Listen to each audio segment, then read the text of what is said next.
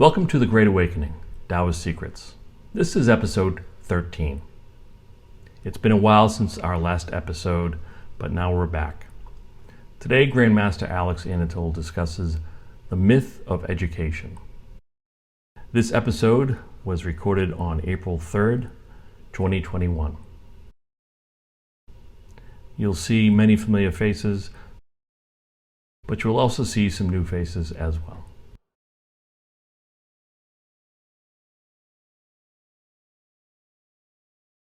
Well, first of all, actually, it's great to see you all, guys. You all senior members of congregation. As a matter of fact, it's interesting that all of you here around 28, 30 years. So whatever we're going to discuss, it shouldn't be anything new for you.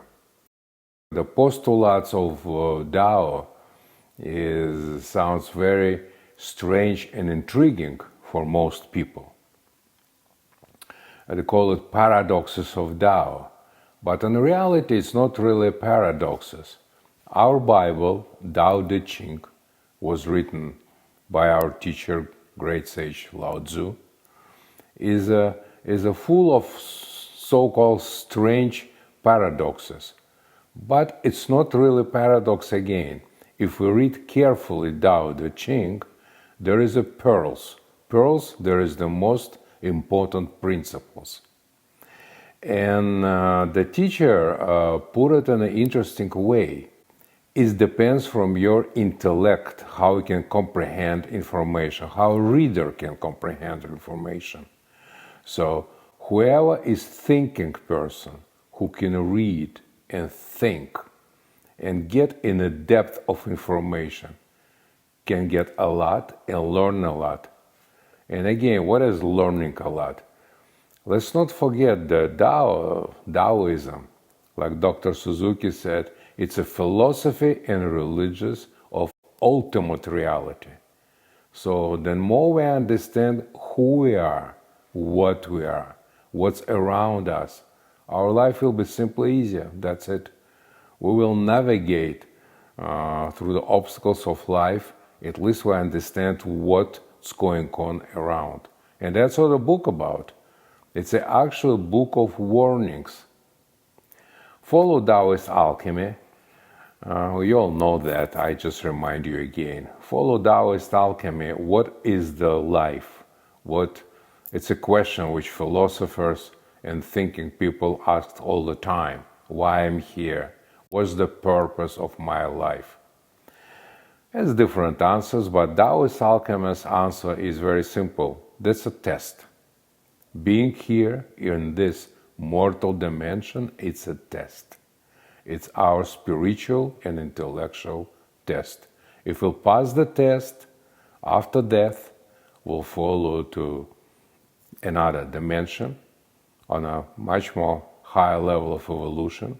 If it's not, we'll go low, down. As simple as it is.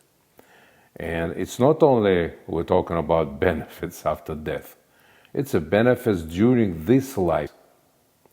When we see reality, when we again understand this reality, more or less, we just navigate again, like I said, much easily, and our life becoming to be content.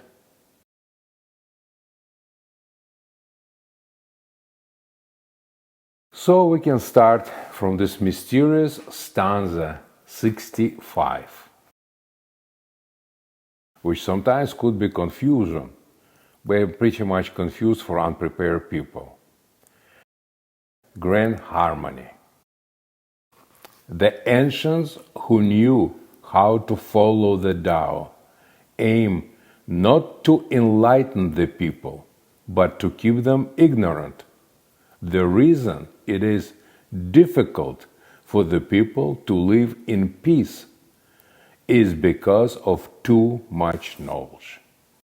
Truly mysterious lines, totally against what we learn all our life. And just clarify, by knowledge is information. Too much information, too much unnecessary information, too much unnecessary education. this postulate, education.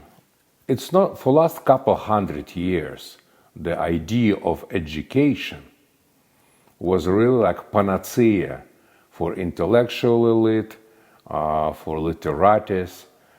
So looking at a chaos and absurdity of life, they kind of figure out in their mind that solution is quite simple. Masses not educated, masses ignorant, masses not rational, and masses violent. And what we do as an intellectual elite, we have to educate masses. It's not a new really idea.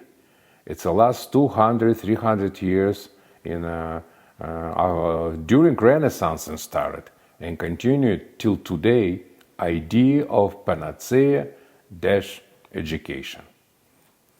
And not only that, we can read actually if we go through Chinese philosophers like Mozi, again, intellectuals even 2,500 years ago were worried about the same thing.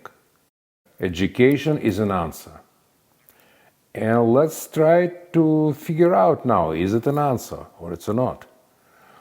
Only one philosopher actually, as long as I know, over all this 2,500, 3,000 years, it's a great sage Lao Tzu. He actually said absolutely different thing. Do not educate masses, but keep them ignorant. It sounds kind of rough. And sage, it's interesting, sage, sometimes he's very soft in his teachings. But sometimes it's pretty harsh. But again, in this harshness, a lot of wisdom there.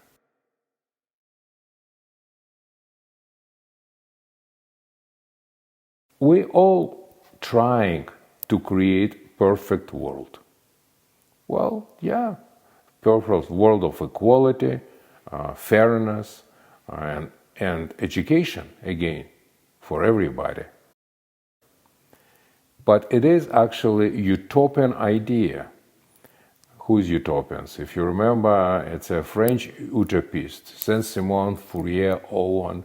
Yeah, they were writing about imaginary world, they call it utopia. When they put some group of men and women in an island, so isolated them from the corrupt society, and it was the perfect society. Since that word utopia is using like a fantasy, just like a fantasy. How utopia correlates with the real world? No, it doesn't. That's the whole thing. Again, come back to idea of education. So what education will do and how we understand what is education. If we want to talk about some kind of phenomenon, most important, it's a terminology. What we understand, what is the education, how we understand education. Education versus simply training. Who should be educated? Who shouldn't be educated? A lot of times in all demagogical speeches, politicians and so-called social sages use word people. People want that. People like that. People needs this or that. So again, terminology, let's find out who is people, what is people. It all sounds good, people, all bunch of different peoples. But if we come back to basic sociology, in basic sociology, so my little notes over here, I see it's a different social groups, totally different social groups. So first of all, it's age groups. Teenagers, 16, 17 years old, they have a certain set of values, totally different from a person who is 60 years old. Teenager wants to listen different music. They love sports. They love to spend most time with the friends, etc. People in 40s, 50s, 60s already have families, they have responsibilities, and it's definitely it's not really what they wanted 20 years old. So again, we come back to different set of values. Well, then we come back again to the different intellect level. Some people love to be in opera. Some people love just sports. It's like with the food. Some people like Chinese, some people love Italian food, and etc., etc. So it doesn't mean that one group better than the other. Not at all. No. But it's different. So because all these different social groups have totally different social values, which again, like I said, can change with the age. It can change with upbringing. Let's talk about those social groups. How can we apply Taoist teachings to all different groups so they can coexist in peace?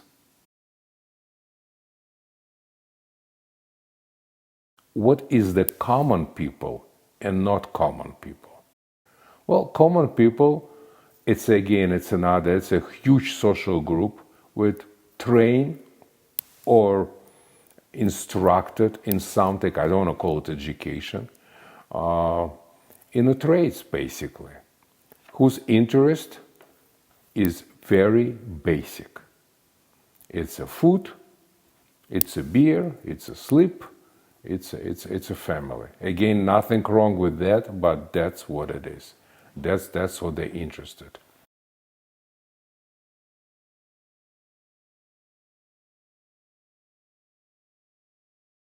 Come back to classical ancient Taoist idea of prenatal and postnatal souls. It's Hun and Po.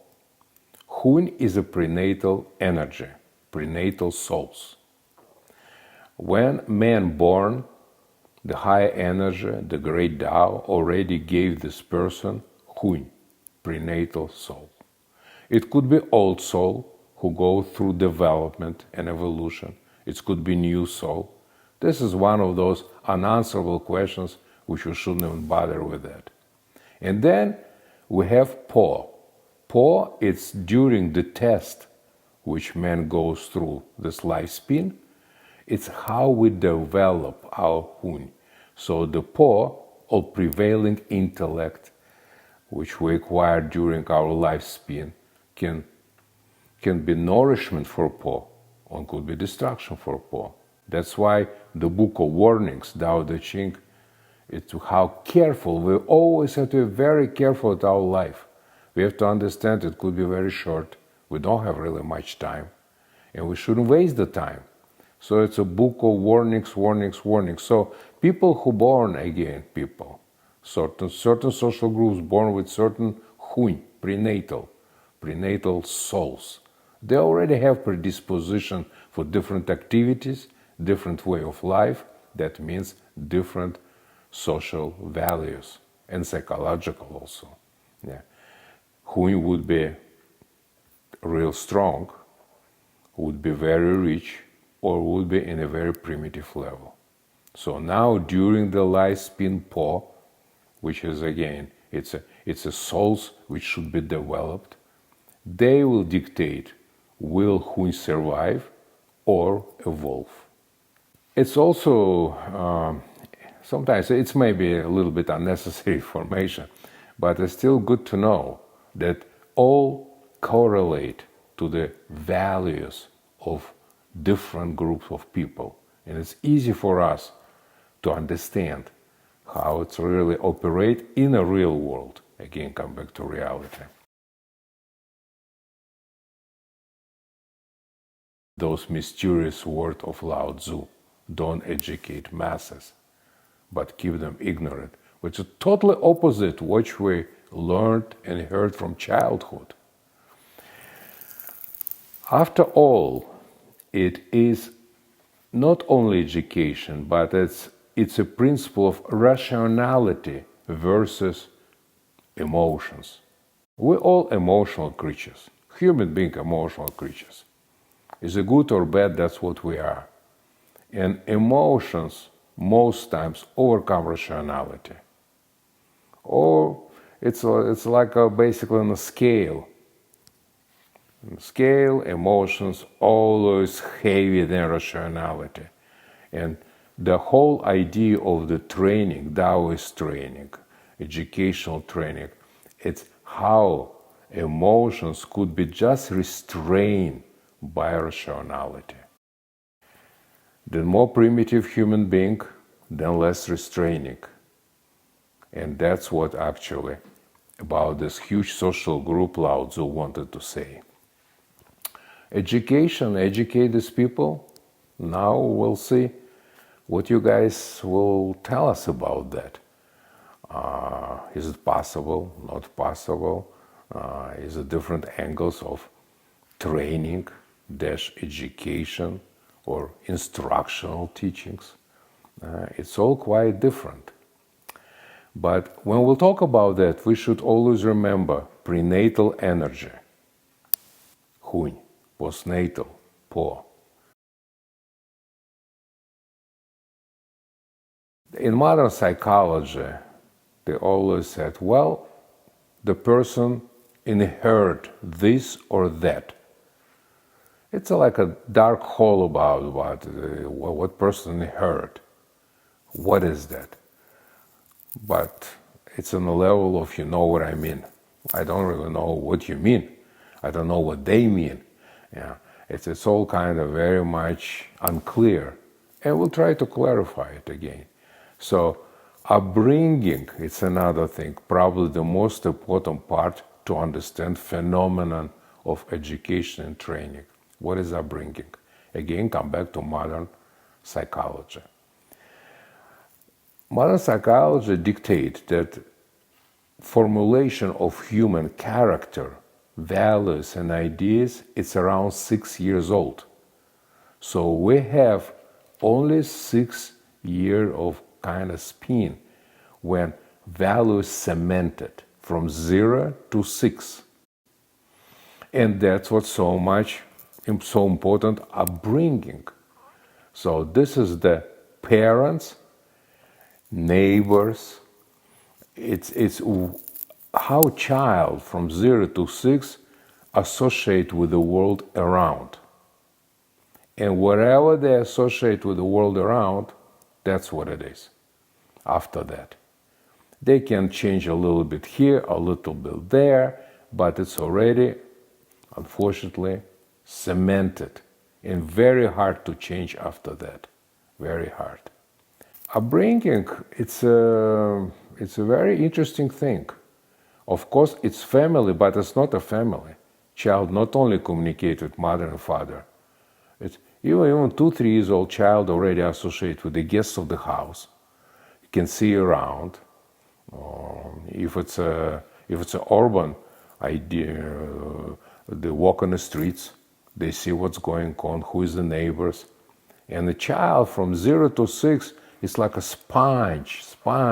Basically, all this information goes inside and totally formulated around 6 years old. So we can see how different social groups, they have different art of upbringing.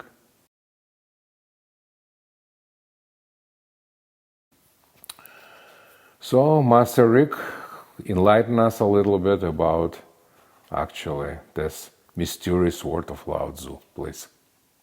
Thank you, Grandmaster. A lot of times, as Grandmaster said, we have prenatal Hun energies that come from the Great Ultimate. These prenatal Hun energies interact with the social education of the social structure. And a lot of times, the education that people get is forced.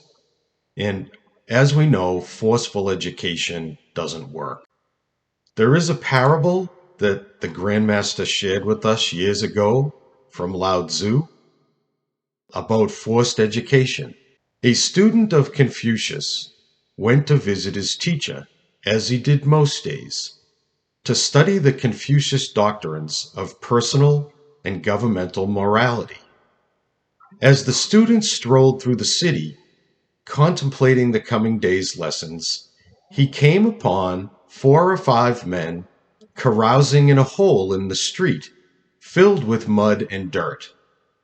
The group of men were totally intoxicated, loudly arguing over a bottle of liquor they were apparently sharing. The student of Confucius was horrified at first at the insensibility of these Neanderthals. Then he thought to himself, I cannot save all of these men, but under the principles of social education, I can at least save one of the men's souls. He conjectured, I will take one of the men to my home and show him kindness. I will give him fresh, clean clothes, feed him a hot meal, and educate him with moral righteousness and benevolence through the wisdom of the great sage Confucius. The student physically picked up one of the inebriated men and brought him home. He gave the man clean clothes, a hot bath, some strong tea, and a hot meal to help sober him up. He told the man, I am going to see my teacher. I left a book for you with 50 pages to read and contemplate. When I get back later tonight, we can discuss the Confucianist lessons contained within, and I will enlighten you. The student left to see his teacher, very satisfied with his plan to educate the drunkard. After a full day of fulfilling intellectual study with his mentor, he walked back to his home, going back through the city as he had always done. Presently, he came to the same mud puddle in the street as before. The student was shocked and dismayed to see the clean, sober man he left in quiet study at his home, back in the mud covered with grime, imbibing with his fellow sophisticates. His clean clothes, shaven face, and hair were already soiled and caked with mud, dirt, and flies. The student couldn't fathom that the befuddled man did not read the holy scriptures of Confucius. The worst part was he was already blind drunk, unceremoniously cursing at his friend to pass the bottle of wine. The student of Confucius thought, my task is to educate this poor unfortunate, and I will not shirk my responsibility. I won't let anything stand in my way. I must save this poor man's soul and teach him the worldly ways of Confucius. The student again bodily escorted the inebriated man to his home, gave him a hot bath and a new set of fresh, clean clothes. He then fed him a hot meal of rice and fish, and locked him in his room to reflect and meditate on the day's events.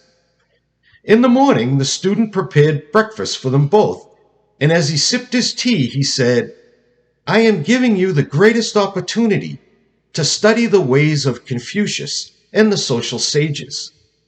He gave him the same book as before and said firmly, please read these 50 pages, and we will discuss them later as 2 intellectual gentlemen would do. I am going to my teacher, and when I return, I will enlighten you in the ways of humanity, justice, and eternal love. The student left to see his teacher again, very satisfied that he had done the honorable thing with the confused drunkard. In the evening, the student walked back through the city and saw his new disciple in the same mud puddle in the street as before.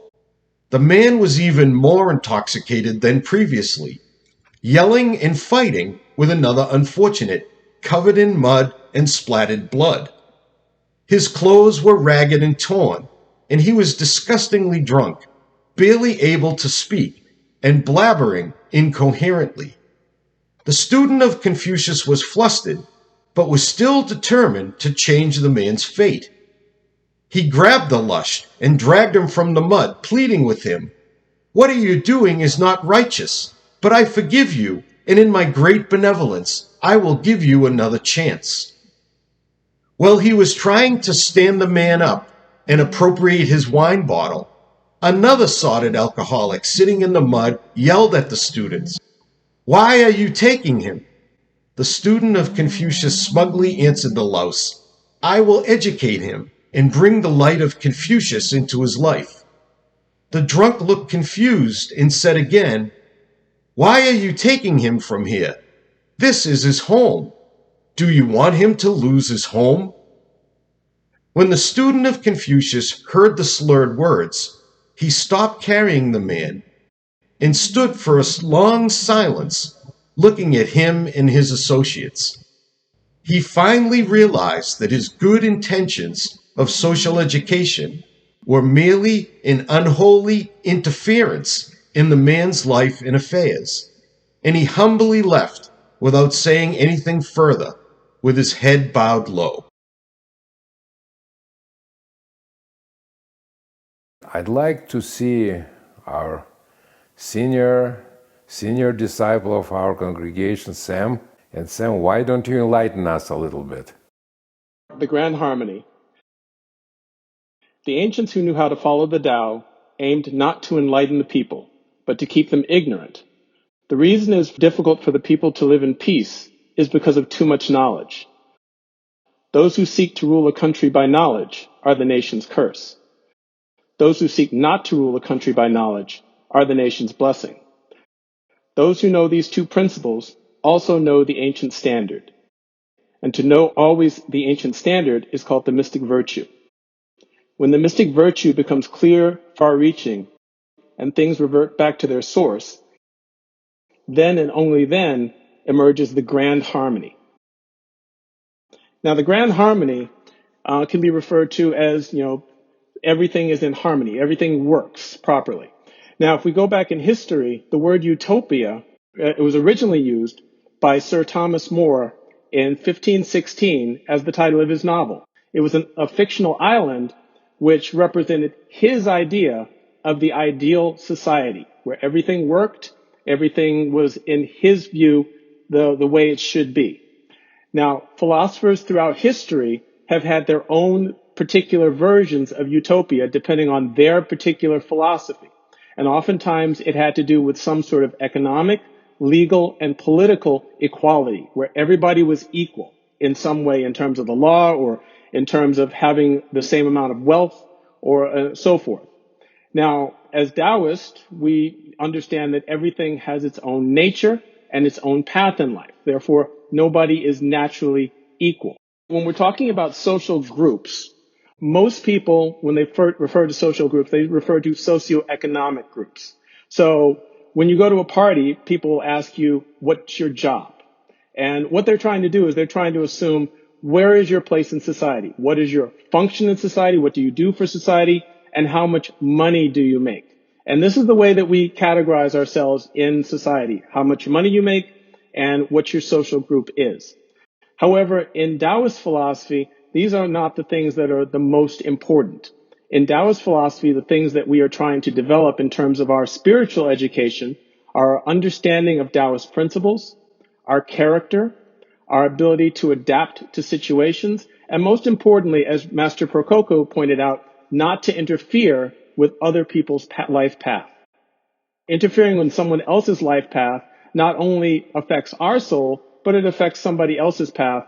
And there's a greater likelihood that we will fail the test and the other person might fail the test. Social philosophers throughout history have oftentimes had as the cornerstone of their idea of utopia some type of mass education. All we have to do is educate the masses, bring everyone else up to a certain level of understanding and agreement, and we will be able to build the perfect society.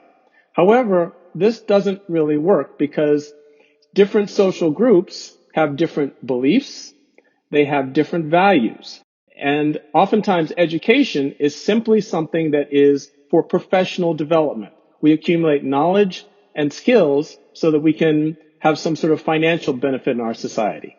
So simply going out and educating the masses of different social groups where they did not ask for it is not going to create this form of utopia or a functioning society where everyone is on the same page. It's much more harmonious to understand that there are multiple social groups who are all living in their own version of utopia or their own peace. You cannot take a beggar from a hole and drag him out of it and force him to learn. That's not what he wants to do. That's not where he wants to be. He wants to be as part of the social group of in that hole with the mud. Different social groups have different values, beliefs, and they want to stay there. They are content to stay there. When these social groups collide or in some fashion, you shouldn't try to educate them. Now, from a Taoist point of view, a Taoist social group, we are based on the development of our character, the development of our understanding of spiritual principles, and other, things of that nature. Trying to educate someone in these principles and bring them up spiritually when they did not ask for this is the greatest form of interference we can possibly do. And it's probably the second biggest crime next to confusion. When you have this idea of utopia and you're trying to force people, that simply will not work. What does create harmony, however, is when you allow each group to live individually in their own world and not interact with each other if they don't have to. But you allow people to learn and flow between each group if they choose to learn and grow. So if someone makes an effort to educate themselves, they have their own personal will, they have their own personal desire to grow, and they make the effort to get outside of their group and learn and evolve, they will eventually go to and find their own group. They'll eventually find their own place in society and have their own amount of peace. And with that, I'm going to conclude and yield the floor to the next person. Thank you, Sam. It's terrific. Thank you.